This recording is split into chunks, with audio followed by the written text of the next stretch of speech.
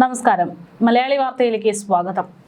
പുറമെ കാണുന്നതല്ല യഥാർത്ഥ ജീവിതം എന്ന് വ്യക്തമാക്കുന്നതാണ് കഴിഞ്ഞ 2 ദിവസങ്ങൾക്ക് മുമ്പ് കോഴിക്കോട് നിന്നുണ്ടായ ആ മരണവാർത്ത. അവരെന്ത് സന്തോഷത്തിലാണ്, എന്തൊരു ഭാഗ്യം ചെയ്തവരാണ് എന്ന് സാധാരണക്കാരായിട്ടുള്ള ആളുകൾ പലപ്പോഴും ഈ സാമ്പത്തികപരമായി മുന്നോട്ടുള്ള ഓരോ കുടുംബത്തെയും നോക്കി പറയാറുണ്ട്.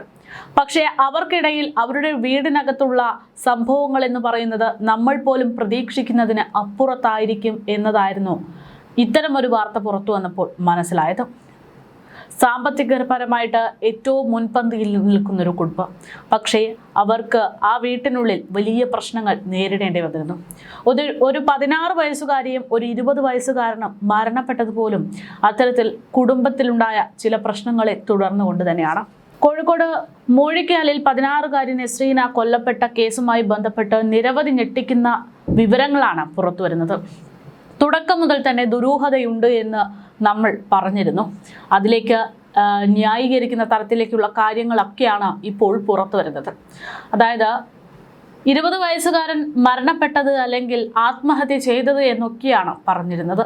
പക്ഷേ 16 വയസ്സുകാരിയെ കൊലപ്പെടുത്തിയതിനു ശേഷം ഒരു മുറിയിൽ അകപ്പെട്ടു പോയ ആ 20 വയസ്സുകാരൻ സ്വന്തം ടാപ്പ് കൊണ്ട് മുറുക്കി ആത്മഹത്യ ചെയ്തു എന്ന് പറയുമ്പോൾ അവിടെ ഒരു സംശയമുണ്ടായിരുന്നു. ആരാണെങ്കിലും ഇപ്പോൾ സ്വയം ആത്മഹത്യ ചെയ്യാൻ തീരുമാനിച്ചാൽ പോലും ആ ഒരു മരണവെപ്രാളത്തിൽ രക്ഷപ്പെടാൻ തോന്നുന്നത് അതൊരു മനുഷ്യന്റെ ശാരീരിക രീതിയാണ്. അത്തരം രീതികൾ പോലും ഉണ്ടായിരുന്നില്ല എന്നുള്ളതാണ് ആ പയ്യന്റെ മൃതദേഹം കണ്ടപ്പോൾ വ്യക്തമായത്. അതായത് ആരോ കൊലപ്പെടുത്തിയതിന് തുല്യം. പിന്നീട് അങ്ങോട്ട് അന്വേഷണങ്ങൾ തുടരുന്നിടെയാണ് ഈ 16 വയസ്സുകാരിയുടെയും 20 വയസ്സുകാരൻ്റെയും മൊബൈൽ ഫോൺ പുറത്തെ കിണറിൽ നിന്ന് കണ്ടെടുത്തത്. കൊലപാതകം അവൻ ഒറ്റയ്ക്കാണ് ചെയ്തതെങ്കിൽ 16 വയസ്സുകാരിയെ തീർത്ത് സ്വന്തം ജീവൻ ഒടുക്കുക എന്നുള്ളതാണ് തൻ്റെ തീരുമാനമെങ്കിൽ പിന്നെ എങ്ങനെ ആരാണ് ആ തെളിവാകാൻ പോകുന്ന സാഹചര്യം ഒരുങ്ങുന്ന ആ മൊബൈൽ ഫോൺ ആ കിണറിലേക്ക് എറിഞ്ഞത് എന്നത് ഒരു ചോദ്യമാണ്. ഇത്തരത്തിൽ ഒരുപാട് ദുരൂഹതകളോടെയാണ് മൂഴിക്കൽ വീട്ടിലെ ആ ഒരു കൊലപാതക മരണ വാർത്തകൾ ഇപ്പോഴും പുറത്തു വന്നുകൊണ്ടിരിക്കുന്നത്. നസ്രീന കൊല്ലപ്പെട്ട കേസിൽ ഓരോ ദിവസവും പിന്തുടരുമ്പോൾ ഓരോരോ ദുരൂഹ സാഹചര്യങ്ങൾ വ്യക്തമായിക്കൊണ്ടിരിക്കുന്നു. നസ്രീനയെ കൊലപ്പെടുത്തിയ ശേഷം അദ്നാൻ ആത്മഹത്യ ചെയ്തു എന്ന പ്രാഥമിക നിഗമനത്തിൽ എത്തി നിൽക്കുമ്പോഴും സംഭവ സ്ഥലത്തെ തെളിവുകൾ അത് നശിപ്പിക്കാൻ നീക്കങ്ങൾ നടന്നിട്ടുണ്ട്. അങ്ങനെയെങ്കിൽ മൂന്നാമതായി മറ്റാരോ അവിടെ പ്രവർത്തിച്ചു എന്ന് പറയുമ്പോൾ അതാരാണ് എന്നാണ് ഇനി കണ്ടെത്തേണ്ടുന്നത്. അദ്നാൻ ആത്മഹത്യ ചെയ്തതല്ല, മറിച്ച് കൊലപ്പെടുത്തിയതാകാൻ സാധ്യതയേറെയെന്ന് വ്യക്തമാകുന്ന തരത്തിലുള്ള തെളിവുകൾ ഓരോന്നായിട്ട് പുറത്തേക്ക് വരുന്നു. നസ്രീനയുടെയും അദ്നാന്റെയും ഉൾപ്പെടെ 3 മൊബൈൽ ഫോണുകളാണ് വീടിനടുത്തുള്ള കിണറിൽ നിന്ന് കണ്ടെടുത്തത്. ഇരുവരും മരിച്ച ശേഷം ഈ ഫോണുകൾ മറ്റാരോ കിണറിൽ ഇട്ടതായേക്കാം എന്നുള്ള സൂചനയും പോലീസിന് ലഭിക്കുന്നുണ്ട്. അദ്നാൻ മരിച്ചു കിടക്കുന്ന മുറിയിൽ കിടന്ന് കിട്ടിയ ആ ഫോൺ അത് കിണറ്റിലേക്ക് എറിയാൻ ആ ഫോൺ കയ്യിലാക്കിയത് ആരാണ്? ഈ ഫോണുകൾ ആരാണ് കിണറിലേക്ക് കൃത്യമായി കൊണ്ടെത്തിച്ചത്? പോലീസിന്റെ സംശയത്തിന്റെ കോണ് ആ കിണറിലേക്ക് എത്തില്ല എന്ന് ഉറപ്പുള്ളത് ആ കിണർ അവിടെ ഉണ്ട് എന്ന് വ്യക്തമായി അറിയുന്നത് ആർക്കാണ്? അത്തരത്തിൽ ഒരുപാട് ചോദ്യങ്ങൾ അവശേഷിക്കുകയാണ്.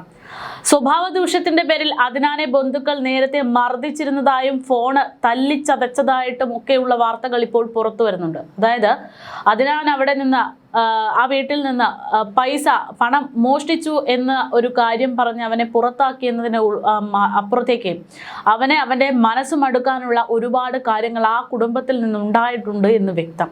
അതിനാണ് പ്രതികാരം വരാൻ ഉതകുന്ന തരത്തിൽ ശാരീരികമായിട്ട് വേദനിപ്പിക്കുന്ന തരത്തിലുള്ള പ്രവർത്തനങ്ങളടക്കം ആ കുടുംബത്തിനകത്ത് നടന്നിട്ടുണ്ട് എന്നുള്ള വിവരങ്ങളാണ് ഈ പുറത്തു വരുന്നത്. ഈ വൈരാഗ്യങ്ങളെല്ലാം തന്നെയായിരിക്കണം ഒരുപക്ഷെ അയാളെ ഒരു കൊലയാളിയാക്കിയത്. അദ്നാന്റെ ജീവൻ എടുക്കുന്നതിലേക്ക് യഥാർത്ഥത്തിൽ ഉണ്ടായിട്ടുള്ള സാഹചര്യം എന്താണ് എന്നുള്ളതാണ് ചോദ്യം. അദ്നാൻ മരിക്കുന്നതിന് തൊട്ടു മുൻപ് നസ്രീനയുടെ ഫോണിലൂടെ സുഹൃത്തിനോട് ചാറ്റ് ചെയ്തിട്ടുണ്ട് എന്നതടക്കം കണ്ടെത്തുമ്പോൾ അദ്നാനും നസ്രീനയും തമ്മിൽ സുഹൃത്തുക്കളായിട്ട് തന്നെ തുടരുകയായിരുന്നു എന്നുള്ള സംശയവുമുണ്ട്. താൻ ആത്മഹത്യ ചെയ്യുകയാണ് എന്നും പണം നൽകാൻ കഴിയില്ല എന്നും സുഹൃത്തിനെ അറിയിച്ച ഈ ചാറ്റ് ഇപ്പോൾ പുറത്തു വരുന്നു.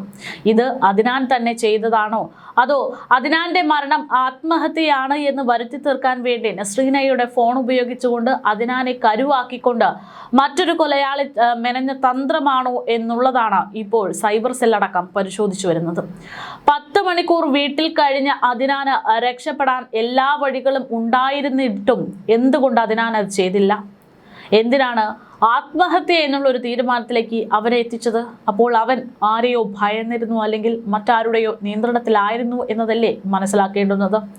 മൂഴിക്കലിലെ കുടുംബങ്ങൾക്കിടയിലുള്ള സാമ്പത്തിക തർക്കങ്ങളാണ് ഈ ഇരട്ട മരണത്തിലേക്ക് നയിച്ചത് എന്നുള്ള സൂചനകൾ പുറത്തു വരുമ്പോൾ ഇരട്ട മരണം എന്നതിലുപരി ഇരട്ട കൊലപാതകം എന്നതായി മാറുമോ എന്നുള്ള ആശങ്കയുമുണ്ട്.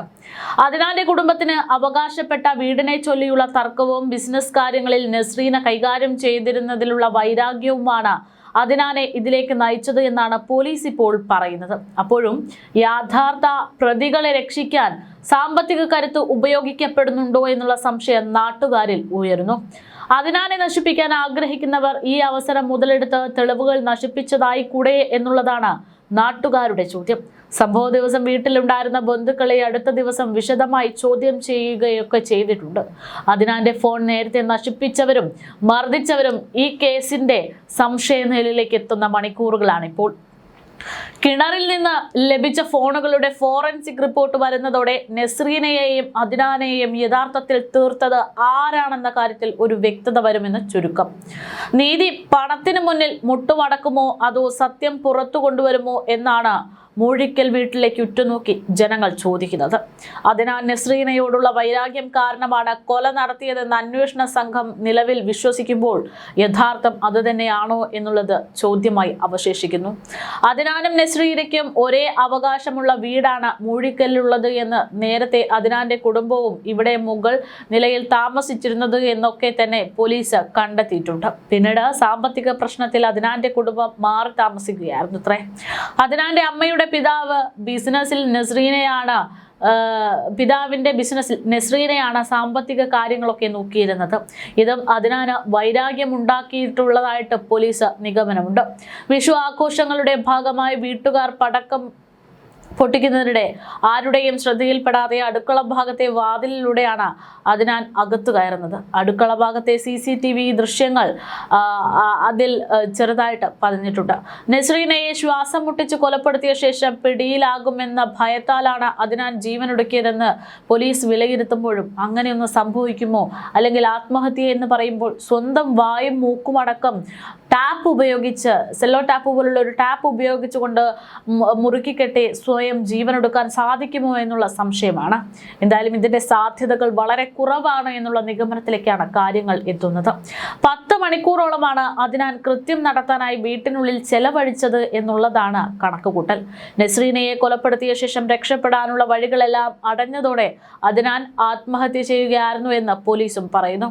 കൊല്ലപ്പെട്ട നസ്രീനയുടെയും ജീവനൊടുക്കിയ അദ്നാന്റെയും 3 ഫോണുകൾ വീട്ടിലെ സമീപത്തുള്ള കിണറിൽ നിന്ന് കണ്ടെടുത്തതോടെ ആ വാദങ്ങൾക്ക് ചില സംശയങ്ങൾ ഉടലെടുക്കുകയാണ് എന്നതാണ് യാഥാർത്ഥ്യം. ഇരുവരും മരിച്ച ശേഷം ഫോണുകൾ മറ്റാരോ കിണറിലിട്ടതാകാമെന്ന് പോലീസ് സംശയിക്കുന്നു.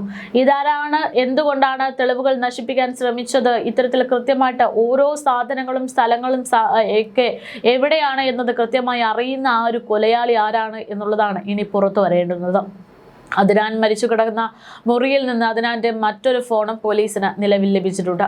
നസ്രീനയെ കൊലപ്പെടുത്തിയ ശേഷം പുറത്തെത്തി ഫോണുകൾ നശിപ്പിക്കാൻ ശ്രമിക്കുകയാണെങ്കിൽ 2 ഫോണും നശിപ്പിക്കുകയായിരുന്നു എന്നുള്ളത് ഒരു സംശയമായി നിൽക്കുന്നു. ഒരു ഫോൺ മാത്രമാണ് നശിപ്പിക്കപ്പെട്ടതെന്ന് പറയുമ്പോൾ അത് മറ്റെന്തോ പ്ലാൻ ചെയ്തുകൊണ്ടാണ് എന്നുള്ളതും പറയേണ്ടി വരും. വീടിന്റെ മുകൾ നിലയിൽ അദ്നാൻ മരിച്ച മുറിയിൽ നിന്ന് കിണറിലേക്ക് ഫോണുകൾ എറിയാനുള്ള സാധ്യതയൊന്നുമില്ല. ഫോൺ കണ്ടെടുത്ത കിണർ വീടിന്റെ കിഴക്ക് ഭാഗത്തും അദ്നാൻ മരിച്ചു കിടന്ന മുറി മറ്റ് ഭാഗത്തുമാണുള്ളത്. ഇക്കാരണത്താൽ മൊബൈൽ ഫോൺ പോലീസിന് ലഭിക്കാതിരിക്കാൻ ആസൂത്രണം നടത്തിയവർ തന്നെ ഇങ്ങനൊരു കൃത്യം ചെയ്തതായിരിക്കാം എന്നുള്ളതും സംശയമാണ്. അതേസമയം അദ്നാൻ മരണപ്പെടുന്നതിന് തൊട്ടു മുമ്പ് മറ്റൊരു മുറിയുടെ താക്കോൽ കൈവശപ്പെടുത്തി എന്ന് പറയുമ്പോൾ അവിടെയും ഒരു സംശയമുണ്ട്. ഈ പറയുന്ന താക്കോൽ എന്തിനായിരുന്നു അദ്നാന്, അല്ലെങ്കിൽ അദ്നാനും മറ്റൊരാളും ചേർന്ന് നടത്തിയ പ്ലാൻ അതിന്റെ ഭാഗമായിട്ടായിരുന്നു കൊലപാതകം? അതിനിടയിൽ സംഭവിച്ച കയ്യബദ്ധം അല്ലെങ്കിൽ പിടിക്കപ്പെടുമെന്ന് ഉറപ്പായപ്പോൾ കേസ് അദ്നാന്റെ തലയിലിട്ട് രക്ഷപ്പെടാനുള്ള പദ്ധതിയായിരുന്നു എന്നതടക്കമുള്ള പലതരത്തിലുള്ള സംശയങ്ങളാണ് ഇപ്പോൾ ഇതുമായി ബന്ധപ്പെട്ട് പുറത്തു വരുന്നത്. എന്തായാലും ഒരുപാട് ദുരൂഹതകളോടെ ഇപ്പോഴും തുടരുന്നു മുഴിക്കൽ വീട്ടിലെ ആ ഒരു കൊലപാതകം എന്നുള്ളതാണ് യാഥാർത്ഥ്യം.